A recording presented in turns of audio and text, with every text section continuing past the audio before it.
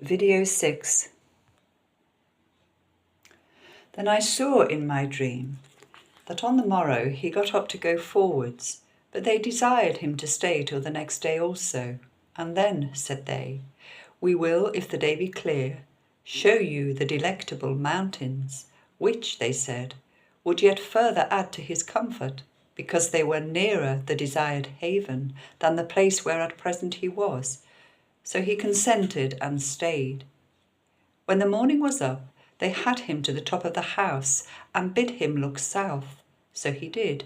And behold, at a great distance, he saw a most pleasant mountainous country, beautified with woods, vineyards, fruits of all sorts, flowers also, with springs and fountains, very delectable to behold. Then he asked the name of the country. They said it was Immanuel's land. And it is as common, said they, as this hill is, to and for all the pilgrims.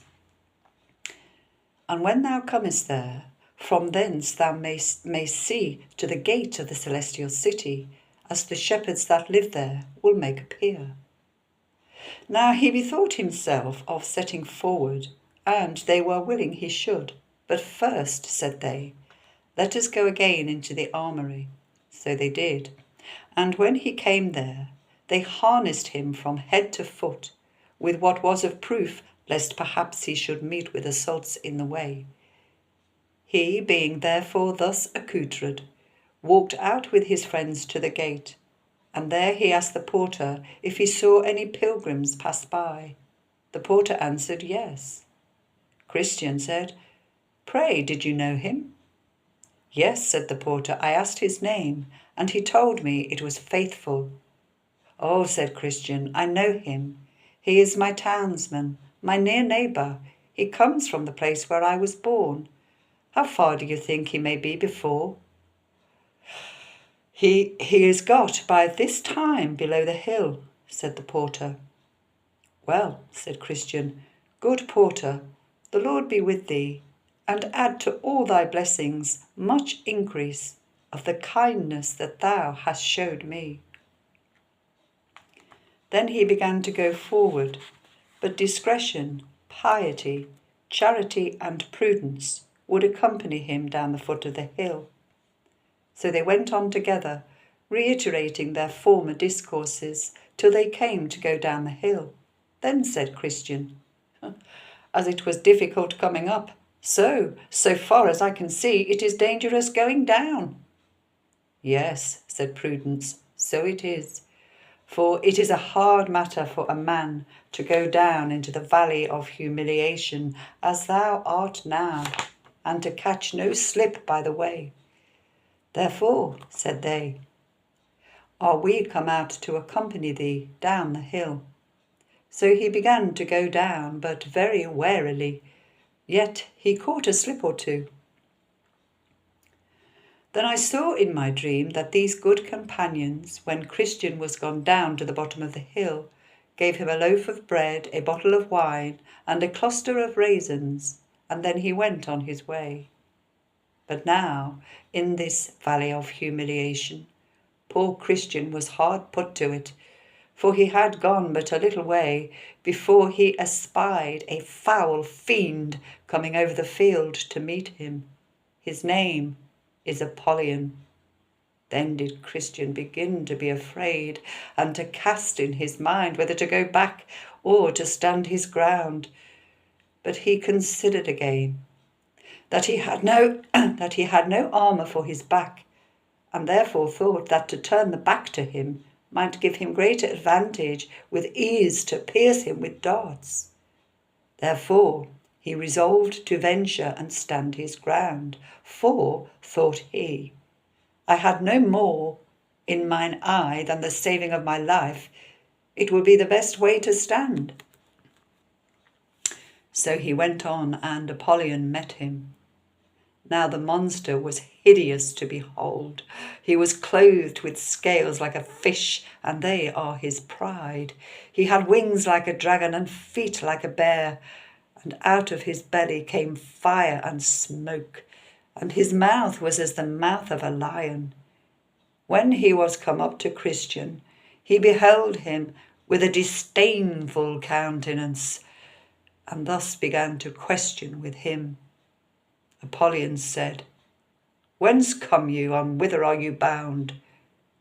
I am come from the city of destruction, which is the place of all evil, and I am going to the city of Zion. Apollyon said, By this I perceive thou art one of my subjects, for all that country is mine, and I am the prince and god of it. How is it then that thou hast run away from thy king? Were it not that I hope thou mayest do me more service, I would strike thee now at one blow to the ground. Christian replied, I was indeed born in your dominions, but your service was hard, and your wages such as a man could not live on, for the wages of sin is death. Therefore, when I was come to years, I did, as other considerate persons do, look out if perhaps I might mend myself. Apollyon. There is no prince that will thus lightly lose his subjects, neither will I as yet lose thee. But since thou complainest of thy service and wages, be content to go back, and what our country will afford, I do here promise to give thee. Christian. But I have let myself to another, even to the king of princes, and how can I with fairness go back with thee? Apollyon blasted. Thou hast done in this according to the proverb, changed a bad for a worse. But it is ordinary for those that have professed themselves his servants, after a while to give him the slip, and return again to me. Do thou so too, and all shall be well.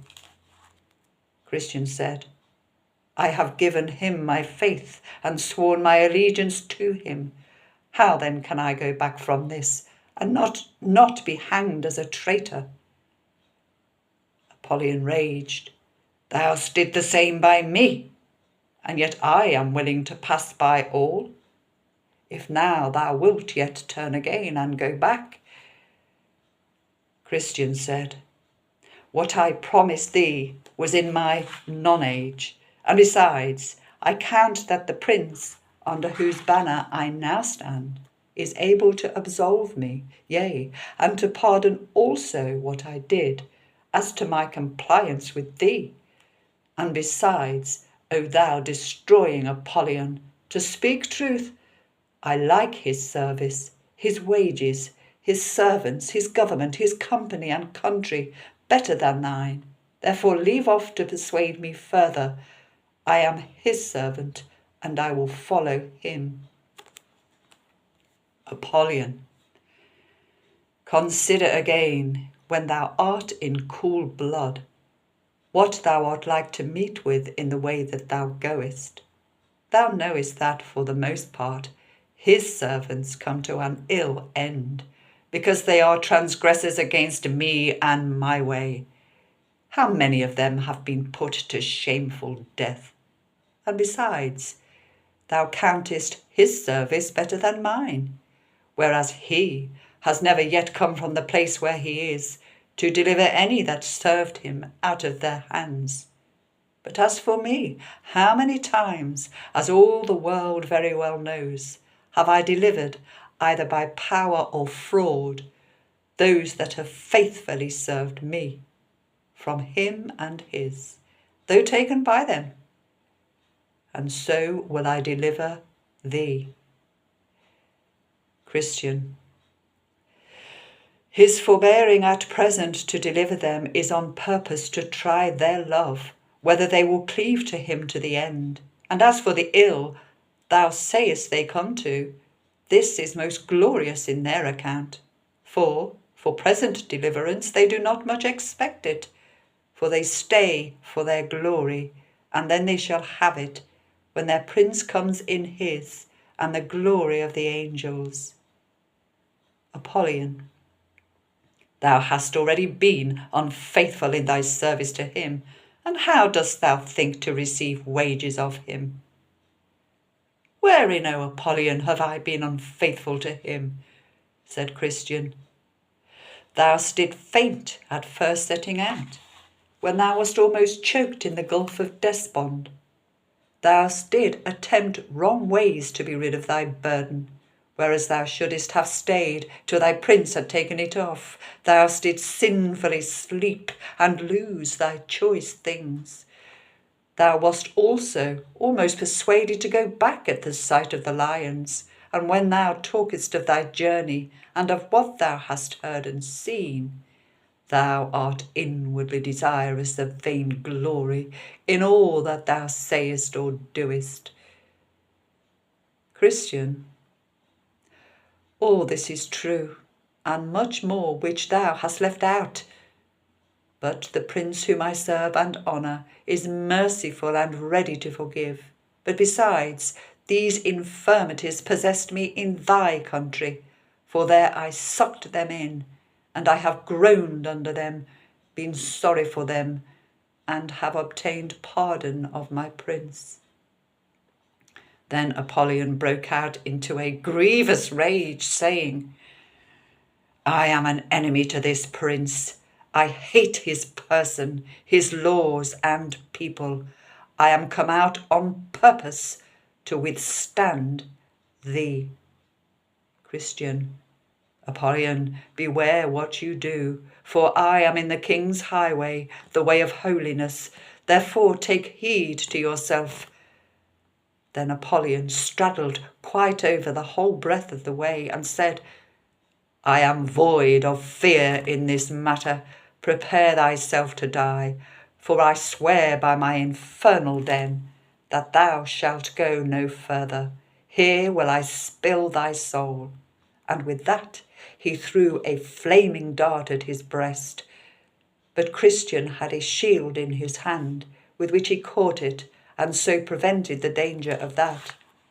Then did Christian draw, for he saw it was time to bestir him, and Apollyon as fast made at him, throwing darts as thick by hail, by the which, notwithstanding all that Christian could do to avoid it, Apollyon wounded him in his head, his hand and foot. This made Christian give a little back. Apollyon therefore followed his work again, and Christian again took courage, and resisted as manfully as he could. This sore combat lasted for above half a day, even till Christian was almost quite spent. For you must know that Christian, by reason of his wounds, must needs grow weaker and weaker.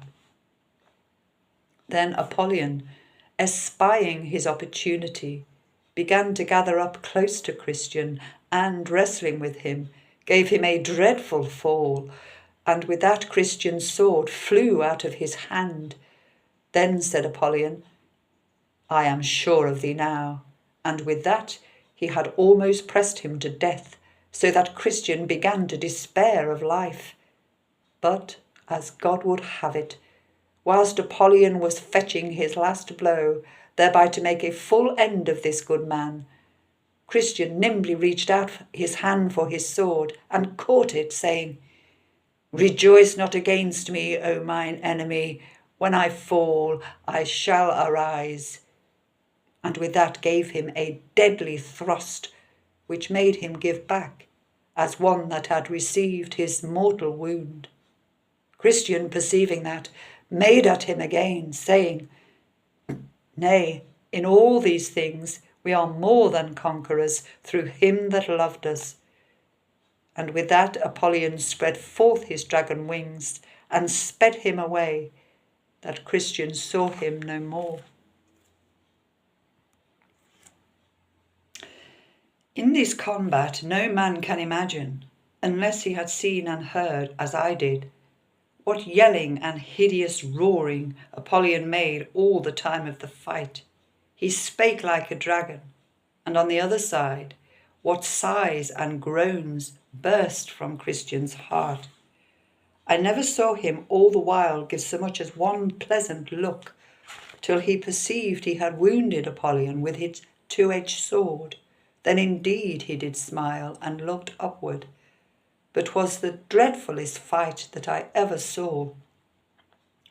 So when the battle was over, Christian said, I will here give thanks to him that hath delivered me out of the mouth of the lion, and to him that did help me against Apollyon. And so he did, saying, Great Beelzebub, the captain of this fiend, designed my ruin. Therefore to this end he sent him harnessed out, and he, with rage that hellish was, did fiercely me engage. But blessed Michael helped me, and I, by dint of sword, did quickly make him fly. Therefore to him let me give lasting praise, and thank and bless his holy name always. Then there came to him a hand with some of the leaves of the tree of life, the which Christian took, and applied to the wounds that he had received in the battle, and was healed immediately. He also sat down in that place to eat bread, and to drink of the bottle that was given him a little. So being refreshed, he addressed himself to his journey, with his sword drawn in his hand, for he said, I know not but some other enemy may be at hand. But he met with no other affront from Apollyon, quite through this valley. Now at the end of this valley was another, called the Valley of the Shadow of Death, and Christian must needs go through it, because the way to the celestial city lay through the midst of it. Now this valley is a very solitary place. The prophet Jeremiah thus describes it: a wilderness, a land of deserts and pits, a land of drought and of the shadow of death, a land that no man but a Christian passeth through, and where no man dwelt. Now here Christian was worse put to it than in the fight with Apollyon, as by the sequel you shall see. I saw then in my dream that when Christian was got to the borders of the shadow of death, there met him 2 men, children of them that brought up an evil report of the good land, making haste to go back, to whom Christian spake as follows: Whither are you going? They said, Back, back, and we would have you do so too, if either life or peace is prized by you. Why, what's the matter? Said Christian. The men said, Matter? We were going that way as you are going, and went as far as we durst, and indeed we were almost past coming back. For had we gone a little further, we had not been here to bring the news to thee. Christian said, But what have you met with? Men, why, we were almost in the valley of the shadow of death, but that by good hap we looked before us and saw the danger before we came to it. But what have you seen? Said Christian. The men said, Seen? Why, the valley itself, which is as dark as pitch. We also saw there the hobgoblins and dragons of the pit. We heard also in that valley a continual howling and yelling, as of a people under unutterable misery, who were sat bound in affliction and irons, and over that valley hang the discouraging clouds of confusion.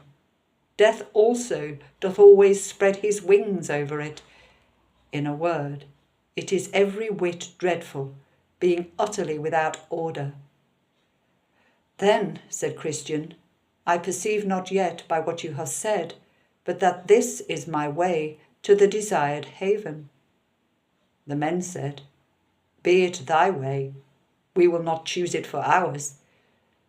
So they parted, and Christian went on his way, but still with his sword drawn in his hand, for fear lest he should be assaulted. I saw then in my dream, so far as this valley reached, there was on the right hand a very deep ditch. That ditch is it, into which the blind hath led the blind in all ages, and have both there miserably perished. Again, behold, on the left hand there was a very dangerous quag, into which, if even a good man falls, he finds no bottom for his foot to stand on. Into this quag King David once did fall, and had no doubt there been smothered, had not he that is able plucked him out. The pathway was here also exceeding narrow, and therefore good Christian was the more put to it, for when he sought in the dark to shun the ditch on the one hand, he was ready to tip over into the mire on the other. Also, when he sought to escape the mire, without great carefulness, he would be ready to fall into the ditch. Thus he went on, and I heard him here sigh bitterly, for besides the danger mentioned above, the pathway was here so dark that oft times, when he lifted up his foot to go forward, he knew not where nor upon what he should set it next. About the midst of this valley I perceived the mouth of hell to be, and it stood also hard by the wayside. Now, thought Christian, what shall I do? And ever and anon the flame and smoke would come out in such abundance, with sparks and hideous noises, things that cared not for Christian's sword, as did Apollyon before, that he was forced to put up his sword and betake himself to another weapon, called all prayer.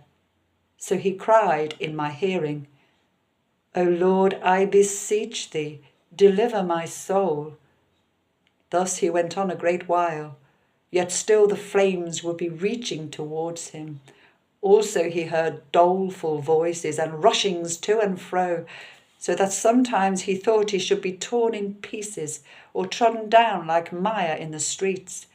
This frightful sight was seen, and these dreadful noises were heard by him for several miles together, and coming to a place where he thought he heard a company of fiends coming forward to meet him, he stopped and began to muse what he had best to do.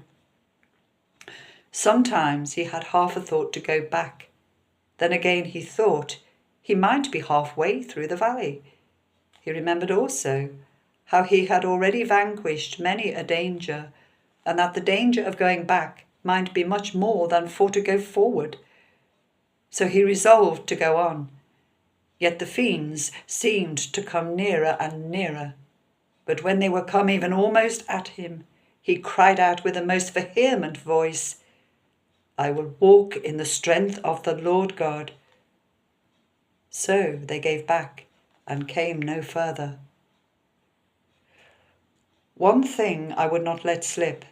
I took notice that now poor Christian was so confounded that he did not know his own voice, and thus I perceived it. Just when he came over against the mouth of the burning pit, one of the wicked ones got behind him and stepped up softly to him, and whisperingly suggested many grievous blasphemies to him, which he verily thought had proceeded from his own mind.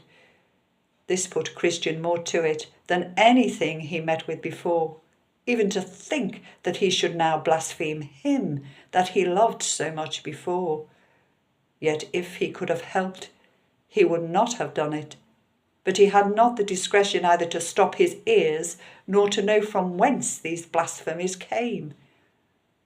When Christian had travelled in this disconsolate condition some considerable time, he thought he heard the voice of a man as going before him, saying, Though I walk through the valley of the shadow of death, I will fear no evil, for thou art with me. Then he was glad, and that for these reasons. First, because he gathered from thence that some who feared God were in this valley as well as himself. Secondly, for that he perceived God was with them, though in that dark and dismal state. And why not, thought he, with me? Though by reason of the impediment that attends this place I cannot perceive it. Thirdly, for that he hoped, could he overtake them, to have company by and by. So he went on, and called to him that was before, but he knew not what to answer, for that he also thought himself to be alone. And by the day broke, Then said Christian, "He hath turned the shadow of death into the morning." Now, morning being come, he looked back, not out of the desire to return, but to see by the light of day what hazards he had gone through in the dark. So he saw more perfectly the ditch that was on the one hand and the quag that was on the other, also how narrow the way was which led betwixt them both. And also he saw the hobgoblins and dragons of the pit, but all afar off, for after break of day they came not nigh, yet they were discovered to him, according to that which is written. He discovereth deep things out of darkness, and bringeth out to light the shadow of death. Now was Christian much affected with this deliverance from all the dangers of his solitary way, which dangers, though he feared them much before, yet he saw them more clearly now, because the light of the day made them conspicuous to him. And about this time the sun was rising, and this was another mercy to Christian, for you must note that though the first part of the valley of the shadow of death was dangerous, yet this second part, which he was yet to go, was, if possible, far more dangerous. For from that place where he now stood, even to the end of the valley, the way was all along set so full of snares, traps, and nets here, and so full of pits, pitfalls, deep holes, and shelvings down there, that had it now been dark, as it was when he came to the first part of the way, had he had 1,000 souls, they had in reason been cast away. But as I said, just now the sun was rising. Then said he, "His candle shineth on my head, and by his light I go through the darkness." In this light, therefore, he came to the end of the valley. Now I saw in my dream that at the end of the valley lay blood, bones, ashes, and mingled bodies of men, even of pilgrims that had gone this way formerly. And whilst I was musing what should be the reason, I espied a little before me a cave, where two giants, Pope and Pagan, dwelt in old time, by whose power and tyranny the men whose bones, blood, ashes, etc. lay there were cruelly put to death. But by this place Christian went without much danger, whereas I somewhat wondered. But I have learned since that Pagan has been dead many a day, and as for the other, though he be yet alive, he is, by reason of age, and also of the many shrewd brushes that he met with in his younger days, grown so crazy and stiff in his joints that he can now do little more than sit in his cave's mouth, grinning at pilgrims as they go by, and biting his nails because he cannot come at them. So I saw that Christian went on his way, yet at the sight of the old man that sat in the mouth of the cave, he could not tell what to think, especially because he spoke to him, though he could not go after him, saying, "You will never mend till more of you be burned." But he held his peace and set a good face on it, and so went by, and catched no hurt. Then sang Christian, "O world of wonders, I can say no less, that I should be preserved in that distress that I have met with here. O blessed be that hand that from it hath delivered me. Dangers in darkness, devils, hell, and sin did compass me, whilst I this vale was in. Yea, snares and pits and traps and nets did lie my path about, that worthless, silly I might have been catched, entangled, and cast down. But since I live, let Jesus wear the crown."